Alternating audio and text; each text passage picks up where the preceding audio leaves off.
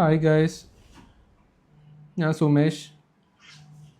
നിങ്ങളോടൊരു പ്രധാനപ്പെട്ട കാര്യം പറയാനാണ് വന്നത്. ഇനി തൊട്ട് ഉമേഷ് വ്ളോഗ്സ് ഇല്ല. ഇനി തൊട്ട് സുമേഷ് വ്ളോഗ്സ് മാത്രമേ ഉള്ളൂ.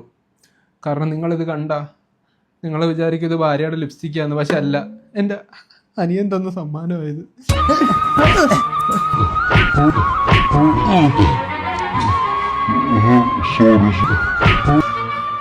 നാറി എന്നെ ഇടിച്ച് പൂപ്പാടിളക്കി.